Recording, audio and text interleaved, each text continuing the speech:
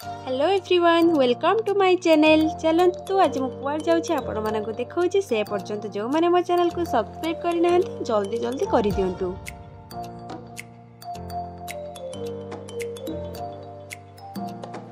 बर्तमान आम आसी पंचलिंगेश्वर पार्किंग एरिया पहुँची जाइए। आम भाविलु टिके सेल्फी नहीं जावा, देन आम बाहर मंदिर अभिमुखे। आम ड्राइवर भाई ये गाड़ी पार्क कर। वर्तमान आमे चलिलु मंदिर अभिमुखे। चलतु आगु को कौन होची मु आपन को देखाउची। से पर्यंत जो मैंने मो चैनल को सब्सक्राइब करि नाहंती सब्सक्राइब कर दियंतु और पाखरे थिबा बेल आइकन को क्लिक कर दियंतु, जे द्वारा मु बनाउथिबा वीडियो रो नोटिफिकेशन आपन माने पाई परबे। पार्किंग एरिया थारु मंदिर रो डिस्टेंस निहाती 2 किलोमीटर हबो। मो सहित अच्छी एठी मोर किसी सान भौणी आ मो फ्रेंड माने आमे एठी बहुत मजा मस्ती करिके गलु। बहुत ही भल लागिला।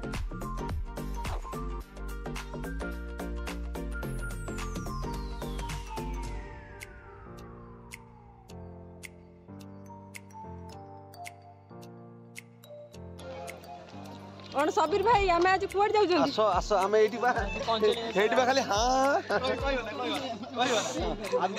देखंतु सांग माने आज समस्ते केते खुशी अछंती। आपण माने समस्त मुह को देखि कि जानि परथिबे सब बहुत खुशी थिले। सांग माने आपण जदि एठिके आसिया पय चाहतबे ताले मो कहि दोची एई जगार ना होची पंचलिंगेश्वर, जोटा कि बालेश्वर डिस्ट्रिक्ट रे नीलगिरी रे पंचलिंगेश्वर मंदिर। तो आपण माने आसीके एठी थरे बुली कि जांतु।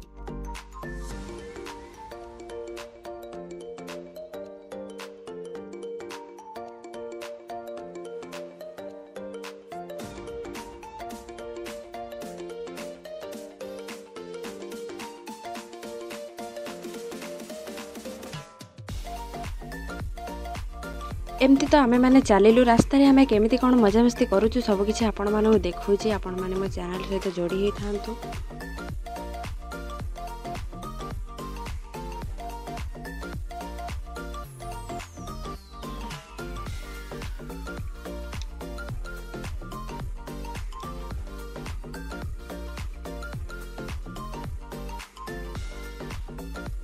एठी बाबा पाखक जदि किसी भोग नहीं कि जीवाई चाहतुए तो एठू सब नहीं पारे। ये सब प्रकार दुकान अवेलेबल रही।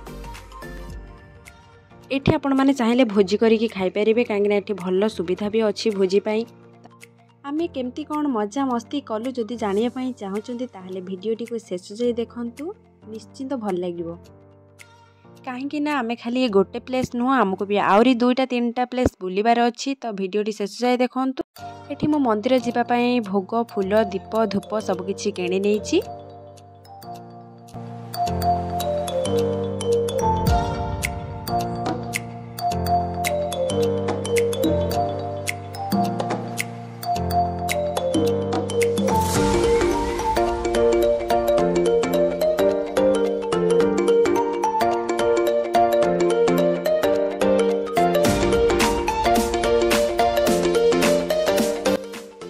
देखंतु एटा थिला मंदिर मेन गेट, जो कि स्टेप आरंभ होतला और यार एंट्री फीस थिला 5 रुपीस। तो आमे माने एठी टिकट कलु, देन आगो को चलिलु। तो ए गेट रो साइड रे ही टिकट काउंटर ऑफिस अछि। वीडियोटी को शेष पर्यंत देखंतु। भल लागिले लाइक, शेयर, सब्सक्राइब करिया पे जमा भी भूलिबेनी। एठी अधे रास्ता रे आम भाई भौणी माने कहले कि एठी आमे टिके फोटो उठेबा। तो फोटो उठे सारे कि आमे पुणी बाहरिलु।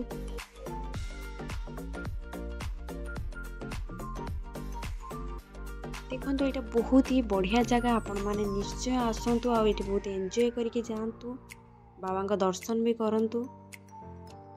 देखा जाऊ आगो को कौन होची। आमे तो एमती चलीछु, केमती कौन भल रे बाबा का दर्शन होची कि नाही। और लोक तो बहुत ही अच्छा, बहुत भीड़ अच्छी।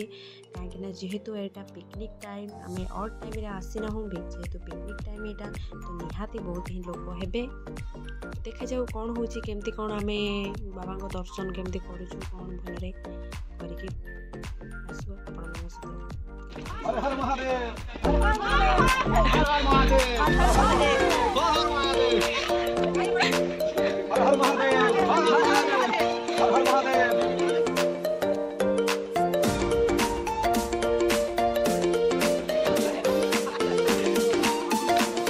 मारिक जा एथुर कोन अछि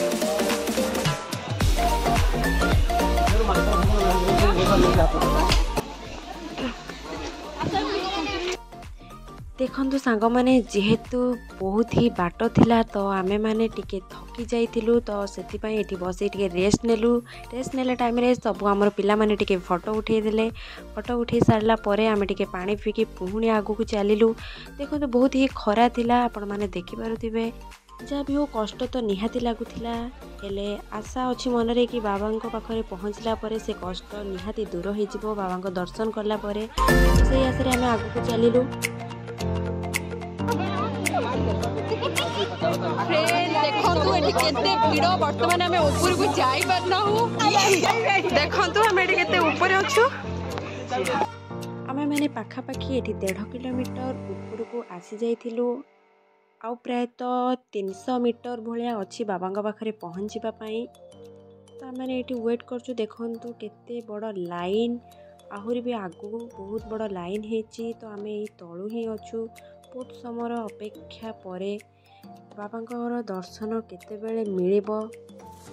तो फाइनली सांग माने आमे आसिकी एबे पहुँची जाइछु बाबा पाखापाखी। तो देखो सांग मैंने एठी केते लोक आमे आमर आ पेशेंस रहिला नहीं तो आमे आ लाइन रे छिड़ा होई पारिलुनी। तो आमे एपटे आसी बाबा भोग दीप लगे देलु।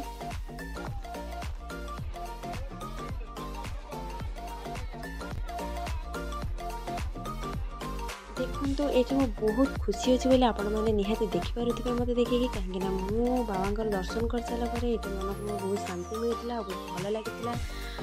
तो एबे हमें दर्शन कर सारू कर सारे एबे हमें आउ गोटे जगह जीवु जोटि कि मुझे जाके पहुँचले आपण मानक देखिए। आपण मैंने एठिकी थरे निश्चय आसतु देखिए बहुत ही भल लगे। आउ कौन केमती लगिला केमती एंजॉय कले कौन कले मत कमेंट करी निहाती जनइबे कहीं मु भी एठी बहुत एंजॉय कली। ई जगहटा बहुत भल थिला।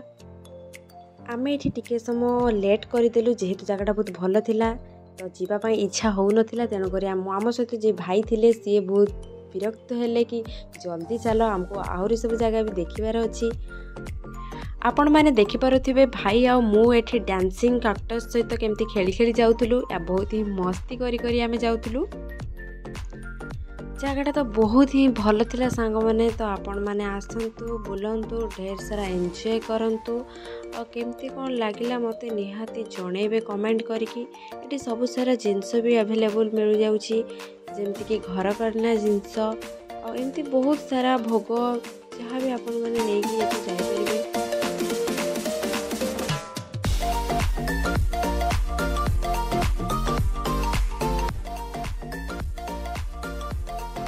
आपण मैंने देखिपे नजाराटा बहुत ही सुंदर थिला। सेपटे तो सब केमती भोजी भी करके खाऊले। तो आपण मैंने भी जब आसबे एपटे भोजी करने भी बहुत सारा भल भल प्लेस अच्छी भोजी करके भी खाई पारे।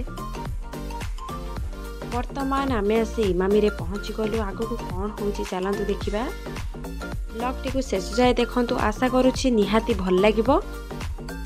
आपण मैंने देखिपे मंदिर को लगे छोट पिला बहुत सारा टॉयज दुकान एंड डिफरेंट टाइप रा बहुत सारा दुकान एठी अवेलेबल रही अछि।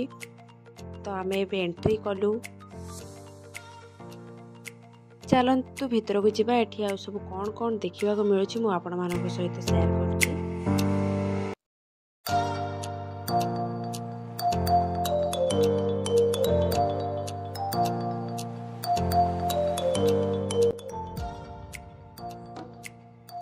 देखंतु सांग माने एठी भी केते लोक जेहेतु एटा पिकनिक टाइम तो आमे तो जानी चंती लोक ही हेबे अधिका। तो से भितरे हमको बहुत सारा एंजॉय करिवार अछि। देखंतु केमती मंदिर रो चारी पटे केते लोक आपण माने देखि पारुथिबे।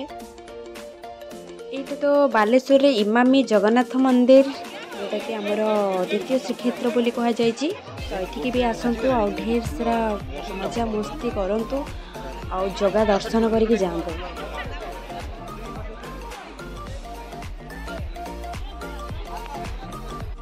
देखिपे सांग मैंने आम जो टाइम रे आसिक पहुँचीचु एठी भगवान पहड़ पड़ जाइए मंदिर रे। तो आम एठी दर्शन भी करूँ ना।